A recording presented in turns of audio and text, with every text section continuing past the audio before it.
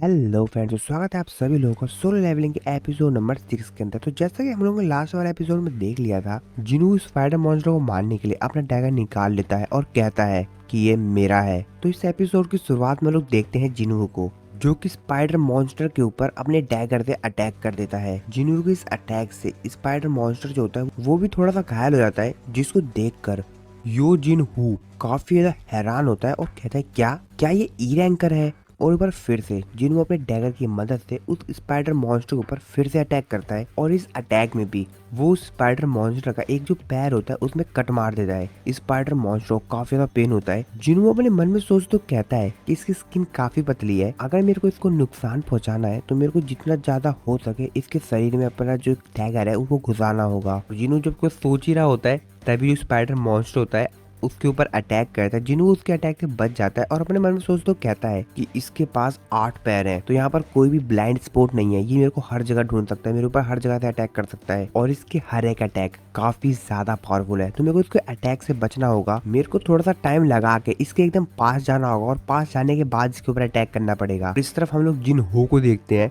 जो कि काफी ज्यादा हैरान होता है जिन्हों के इस अटैक से। जिन्हों अपने मन में सोचते हो कहता है क्या क्या ये ई रैंकर है, ऐसा हो ही नहीं सकता। पर गिल्ड के अंदर इसने जो अपनी रैंक सबमिट की है वो तो जरूर ई ही थी। जिस तरीके से ये मूवमेंट्स दिखा रहा है, जिस तरीके से ये स्पाइडर मॉन्स्टर के ऊपर अटैक कर रहा है, उससे तो नहीं लग रहा कि ये ई रैंकर है, कहीं ये फॉल्स रैंकर तो नहीं है। जिसके बाद हम लोग को फॉल्स रैंकर्स के बारे में बताया जाता है। कुछ ऐसे हंटर्स होते हैं जो कि अपनी मैजिकल पावर की परसेंस को कंट्रोल कर सकते हैं और इसीलिए शुरुआत में वो अपनी रैंक को काफी ज्यादा कम दिखाते हैं। और ऐसे हंटर्स जो कि अपने मैजिकल पावर के ऊपर कंट्रोल करके अपनी रैंक को कम दिखाते हैं उन्हें कहा जाता है फॉल्स रैंकर्स। लेकिन प्रॉब्लम ये है जो ज्यादातर फॉल्स रैंकर्स होते हैं वो साइकोपैथ होते हैं और किसी को मारना उनकी हॉबी होती है। और इस तरफ हम लोग जिन्वो को देखते हैं जो कि काफी तेजी से स्पाइडर मॉन्स्टर के ऊपर अटैक कर रहा होता है जब भी उसको मौका मिलता है तो, और वो ऐसे ही कर करके काफी ज्यादा घायल करता है स्पाइडर मॉन्स्टर को। जिन्वो ये सब कुछ देख कर तो अभी भी हैरान होता है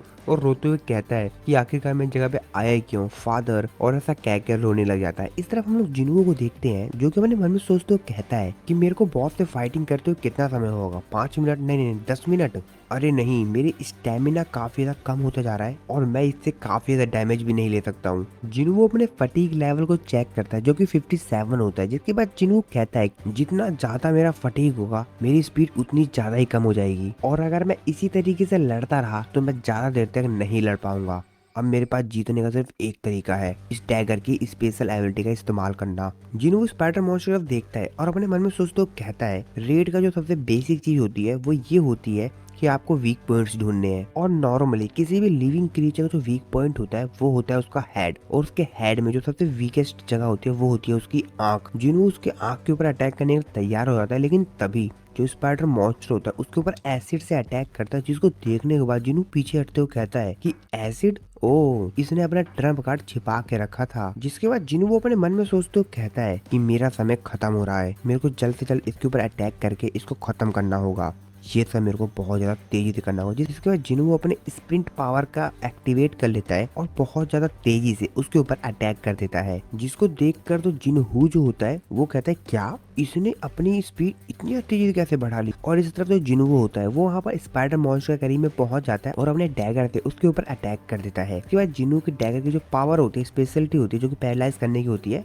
वो यहाँ पर एक्टिवेट हो जाती है। उसको नोटिफिकेशन मिलती है और उसको बताया जाता है कि पैरालाइज हैज एक्टिवेटेड। लेकिन तभी उसको एक दूसरा मैसेज भी आता है जहाँ पर उसको बताया जाता है कि एनिमी की जो रेजिस्टेंस है वो काफी ज्यादा हाई है और इसीलिए जो पैरालाइज इफेक्ट है और इसीलिए वो कैंसिल हो गया। जिन्हों वो अपने मन में सोचते हुए कहता है कि मैं चाहता हूँ कि मैं इसको जल्द से जल्द जितना ज्यादा जल्दी हो सके इसको खत्म कर दूं, लेकिन मैं इसको कोई भी तगड़ा हिट कर ही नहीं पा रहा हूँ। जिन्हों अपने फटीग को चेक करता है जो कि थोड़ा सा कम हो गया होता है और कहता है कि अब मेरे को काफी ज्यादा तेजी से ये काम करना पड़ेगा और भागते हुए फिर से स्पाइडर मॉन्स्टर की तरफ अटैक करने के लिए जाता है। जिसको देख के जिन्हू जो होता है अपने मन में सोचते हुए कहता है कि अगर ये इसी तरीके से लड़ता रहा तो उसकी स्टेमिना खत्म हो जाएगी। इस तरफ हम लोग जिन्हू को देखते हैं जो कि स्पाइडर मॉन्स्टर के ऊपर अटैक करने के लिए जैसे जाता है, स्पाइडर मॉन्स्टर अपने एक लेग से उसको हिट करता है जिससे जिन्हू काफी ज्यादा दूर जाकर गिरता है। लेकिन जिन्हू यहाँ पर जो अपनी रिकवरी स्टेटस होता है उसका इस्तेमाल करता है और यहाँ पर रिकवर हो जाता है और रिकवर होते ही बहुत ज्यादा तेजी से उछलता हो जाता है और स्पाइडर मॉन्स्टर के ऊपर अपने डैगर से अटैक करता है और इस अटैक से उसके डैगर की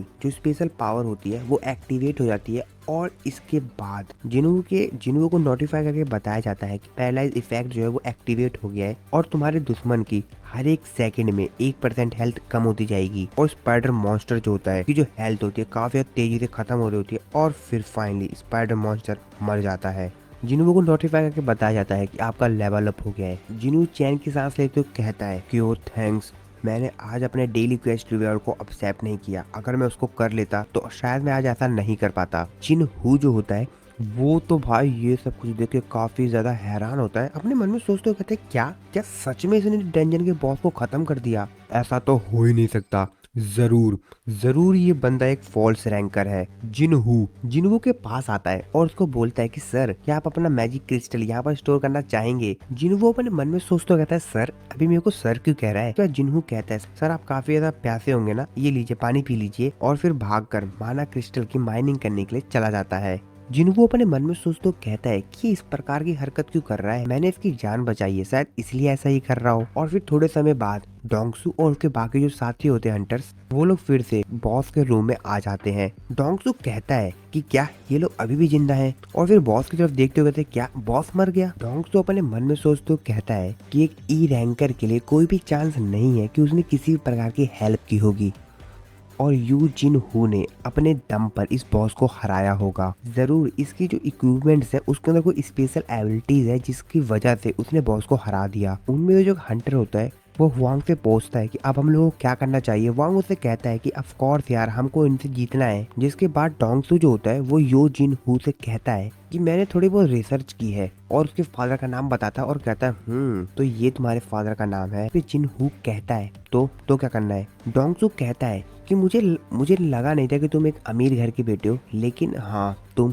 सही थे। डोंगसू कहता है कि मैं तुम्हारे फादर से बात करना चाहता हूँ, हम तुमको एक चांस देंगे अगर तुम संग जिनवू को मार दो तो। जिसकी बात सुन के जिनहू काफी ज्यादा उसके ऊपर गुस्सा करता है और कहते हैं क्या क्या बकवास कर रहे हो तुम। डोंगसू कहता है कि तुम संग जिनवू को खत्म कर दो और हमारे ग्रुप को ज्वाइन कर लो और तुम्हारे जिंदा रहने का सिर्फ यही एक तरीका है, वरना तुम दोनों हमारे हाथों से मारे जाओगे। जिनहू की तरफ देखते हुए कहता है कि सर क्या करना है, पर जिनहू तो यहाँ पर कोई भी रिप्लाई नहीं दे रहा होता है। जिसके बाद जिनहू जो होता है अपने इक्विपमेंट्स को लेकर रेडी होता है और कहता है कि ठीक है मैं जिनहू की साइड हूँ और तुमको हम दोनों से फाइट करनी पड़ेगी। डोंगसू जिनहू को देखते हुए कहता है कि क्या तुमने कभी किसी इंसान को मारा भी है। जिनहू जो होता है वो थोड़ा बहुत डर रहा होता है, लेकिन उसके पीछे जो जिनहू होता है उसको तभी एक विंडो पॉपअप होती है जिसमें उसको बताया जाता है कि एक इमरजेंसी क्वेस्ट आया है, जिसमें जिनहू को बताया जाता है तुम्हारे आसपास कुछ लोग हैं जिनका इरादा प्लेयर को खत्म करना है, जो कि प्लेयर का मर्डर करना चाहते हैं, तो उनको खत्म करो और अपनी सेफ्टी सिक्योर करो। और अगर इस क्वेस्ट को पूरा नहीं किया जाएगा तो रिजल्ट के तौर पर पेनल्टी लगाई जाएगी। तभी वो लोग जिनवू के ऊपर अटैक कर देते हैं, जिससे जिनवू काफी दूर जाकर गिरता है और जिनवू अपने मन में सोचते हुए कहता है कि आखिरकार क्यों। जिनवू अपने पास में हुई जितनी भी चीजें होती हैं उनको याद करते हुए कहता है कि मैं ये नहीं भूल सकता और अभी तक मैं गलत सोचता था। कई बार मैं डंजन के अंदर गया, मैंने अपनी जो लिमिट थी उसको भी क्रॉस किया और मैं काफी ज्यादा घायल हुआ, लेकिन मैं फिर भी बार बार डंजन में जाता रहा। लेकिन अब और तुमको इनको मारना होगा अगर ये तुम्हें मारना चाहते हैं तो, और इस सिस्टम को यही चाहिए। जिसके बाद जिनवू खड़ा होता है और कहता है कि सिस्टम मेरे को इस्तेमाल कर रहा है और मैं सिस्टम को। जिनवू उनकी तरफ बढ़ते हुए कहता है कि अगर तुम लोग हंटर्स हो तो मैं तुम लोगों से कहना चाहूंगा कि शिकार होने के लिए तैयार हो जाओ। डोंगसू के ग्रुप में से जो एक हंटर होता है वो जिनवू को देखते हुए कहता है कि सर इसको मैं संभाल लूंगा, और जिनवू के पास जाता है, लेकिन जिनवू अपने डैगर से उसके ऊपर अटैक करके उसको खत्म कर देता है। जिनवू के सामने उसकी विंडो बताती है उसको अभी भी तुमको 7 एनिमीज को मारना है और तुमने एक एनिमी को खत्म कर दिया है। डोंगसू और बाकी हंटर्स ये सब कुछ देख के काफी ज्यादा हैरान होते हैं। डोंगसू अपने मन में सोचते हुए कहता है कि आखिरकार एक ई रैंक का हंटर ऐसा कैसे कर सकता है, और उसके ऊपर चिल्लाते हुए कहता है कि तुमने कैसे किया, तुम्हारे पास ये डैगर कहाँ से आया। जिनवू कहता है मैंने एक ह्यूमन को मारा है, हालांकि मेरे को ये ऑर्डर सिस्टम ने दिया था, लेकिन मैं ये फैक्ट नहीं भूल सकता हूँ कि असल में मैंने उन्हें मारा है, और अगर मैं इन्हें नहीं मारता तो ये मुझे मार देते, तो मेरे को ये करना ही पड़ेगा। और अगर सिर्फ स्ट्रॉन्ग ही सरवाइव कर सकता है और ऐसा कहने के साथ जिनवू काफी ज्यादा गुस्से में उन लोगों की तरफ बढ़ता है, जिसका गुस्सा देख के डोंगसू और के बाकी जो हंटर्स होते हैं वो भी एक एक करके जिनवू के ऊपर अटैक कर रहे होते हैं उसको खत्म करने के लिए। लेकिन जिनवू जो होता है वो उन सभी लोगों को खत्म कर रहा होता है एक एक करके। जिनवू डोंगसू को छोड़ के बाकी सभी हंटर्स को खत्म कर देता है।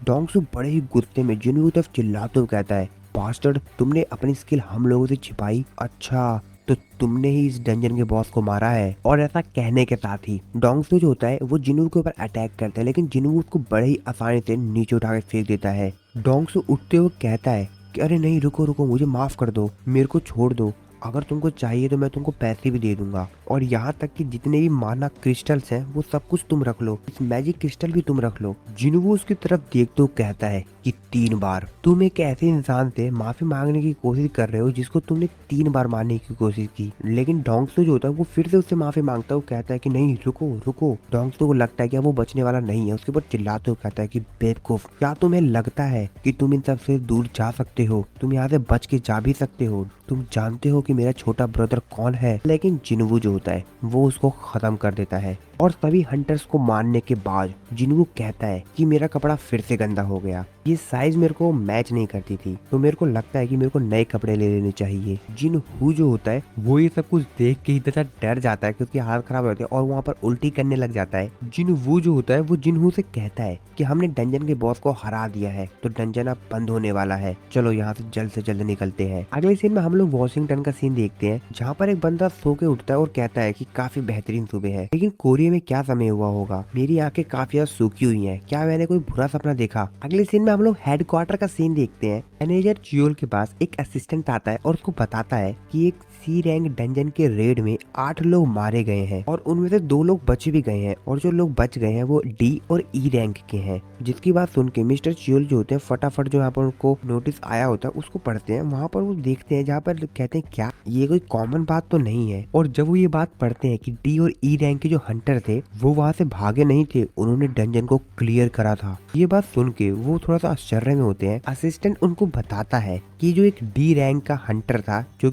जिसका नाम यो जिनहू था, उसके जो इक्विपमेंट है काफी ज्यादा हाई क्लास के थे, तो ऐसा पॉसिबल हो सकता है कि सी रैंक के बॉस को उसी ने हराया हो। मिस्टर चियोल जो होते हैं वो यहाँ पर उसने असिस्टेंट से पूछते हैं कि वैसे दूसरा सर्वाइवर कौन था, जिसके बाद वो बताता है कि दूसरा सर्वाइवर था वो हंटर संग जिनवू था, जो कि डंजन इंसिडेंट से आया था ना, वही वाला। जिसको सुन के मिस्टर चियोल कहते हैं अच्छा वो वाला, वैसे वो सस्पिशियस तो था, लेकिन हम लोगों ने मैजिक स्ट्रेंथ मेजरमेंट डिवाइस से, जो कि एक सुपर हाई क्लास का आइटम है जो कि हम लोगों को ए रैंक के मॉन्स्टर से मिला था, वो काफी ज्यादा बेहतरीन है और वो गलत तो नहीं हो सकता है, और डबल अवेकिंग इतनी ज्यादा कॉमन भी नहीं है, तो चलो ठीक है, एक बार और फिर से चेक करते हैं। असिस्टेंट उनको बताता है कि मेरे को भी लगा था कि ये बस एक कोइंसिडेंट होगा, लेकिन एक और वॉरियर है जिसके साथ सेम ऐसा हुआ है, द हंटर वोंग डोंगसू, और ये यहाँ पर डोंगसू के भाई की बात कर रहा होता है। मिस्टर चियोल कहते हैं कि अच्छा तो तुम उसकी बात कर रहे हो, तो अगर ये बात है तो मैं इसको इग्नोर नहीं कर सकता। अगले सीन में हम लोग जिनू को उसके घर पे देखते हैं, जो कि अपनी सिस्टर के साथ बैठकर थोड़ी बहुत बातचीत कर रहा होता है। उसकी सिस्टर उससे पूछती है कि क्या कुछ अच्छा हुआ है। जिनू कहता है कि मुझे नहीं पता, अब जो मेरे साथ हुआ है वो अच्छा हुआ है या बुरा हुआ है। तभी उसको विंडो पॉपअप होता है, उसको बताया जाता है कि एक हार्मफुल चीज को डिटेक्ट किया गया है। जिनू अपने मन में सोचते हुए कहता है कि सिस्टम में जो मेरे को स्पेशल एबिलिटी दी है उसकी वजह से अल्कोहल भी प्यूरिफाइड हो जाता है। जिनू यहाँ पर थोड़ी बहुत बातचीत वगैरह करता है कि किस तरीके के बाद काफी बेहतरीन एबिलिटी मिली है उसको सिस्टम से। जैसे ये एक एबिलिटी की वजह से लास्ट टाइम उसने जो अपना पैर खो दिया था डंजन में, वो दोबारा से रीजनरेट हो गया है। पर जिनू जो होता है खड़े होकर वहाँ से जाने लग जाता है। उसकी सिस्टर उससे बोलती है अगर तुम ये सब कुछ नहीं खाने वाले हो तो क्या मैं इसे खा लूं? जिस पे जिनू कह देगा अरे हाँ बिल्कुल। उसके बाद जिनू जो होता है अपने रूम में चला जाता है, वहाँ पे वो रसाका वेनम को निकालता है, उस पूरे रसाका वेनम को खा जाता है और कहता है ये तो काम कर गया। और तभी उसकी जो सिस्टर होती है वो उसके रूम में आके उसको बताती है यार तुम किसी यू जिनहू को जानते हो, हमारे फोन पर उसकी कॉल आ रही है। इस दिन में हम लोग जिनहू को देखते हैं जो कि एक कैफे में जाता है जिनहू से मिलने के लिए। जिनहू उसको देख कर कहता है कि सर आइए। जिनवू उससे कहता है मेरे को लगा नहीं था कि हम लोग दोबारा मिलेंगे। जिसके बाद जिनवू उसको बताता है तुमने जो मेरे साथ सारे मैजिकल क्रिस्टल शेयर किए थे मैंने उसे थोड़े बहुत पैसे कमा लिए और तुम शांत रहे, जिससे अभी तक कोई भी प्रॉब्लम नहीं हुई। जिनवू और जिनहू आपस में थोड़ी बहुत बातचीत करने लग जाते हैं। जिनवू जिनहू से कहता है कि वैसे तुमने मेरे को यहाँ पे बुलाया क्यों है। जिनहू उसको बताता है मैं एक पर्सनल अटैक बनाने की सोच रहा था, जिसकी बात सुन के जिनहू तुरंत उसको कहता है कैंसल। जिनहू रोते हुए कहता है कि सर पहले मेरा सेंटेंस तो खत्म हो जाने देते। जिनहू उससे कहता है कि मेरे को ये सब कुछ दोबारा नहीं सुनना है। जिनहू जो होता है उसको कहता है कि नहीं सर मेरे को आपके साथ जाना है, 20 बार नहीं सर 19 बार। जिनहू उसको बताता है अटैक फोर्स बना तो लेंगे लेकिन उसके बाद भी काफी ज्यादा दिक्कतें आएंगी। जिनहू वहाँ से जाने लग जाता है। जिनहू रोते हुए कहता है कि सर कोई गिल्ड मास्टर का लाइसेंस चाहिए। वैसे गिल्ड मास्टर का लाइसेंस लेना कोई बड़ी बात नहीं है, लेकिन गिल्ड मास्टर का लाइसेंस लेने के लिए कम से कम 20 रेड्स में जाना जरूरी है और मेरी फर्स्ट रेड तो हो चुकी है, तो मेरे हिसाब से अब सिर्फ यहाँ पर 19 रेड्स बची हुई है। जिनहू बताता है कि ये मेरी कंपनी से रिलेटेड है और उसको बताता है कि मेरे जो फादर है वो एक गिल्ड क्रिएट करना चाहते हैं। जिसके बाद जिनहू कहता है कि अगर कोई हंटर है वो नॉर्मली किसी डंजन में जाता है तो वहाँ पर जो भी उसको रिवॉर्ड वगैरह मिलता है वो सभी कुछ जो होता है वो उन हंटर्स का ही होता है और वो उसको बाद में बेचकर पैसे कमा सकते हैं। लेकिन जब कोई हंटर किसी कंपनी के लिए काम करते हैं, किसी डंजन के अंदर जाकर उसको क्लियर करते हैं, तो जितने भी रिवॉर्ड होते हैं वो कंपनी लेती है। मेरे फादर प्लान कर रहे हैं कि वो एस रैंक के हंटर को हायर करेंगे एज ए एम्प्लॉई और उनको गिल्ड मास्टर सेट कर देंगे और मेरा जो ब्रदर रहेगा वो वाइस मास्टर रहेगा। जिन्हों कहता है कि मेरे हिसाब से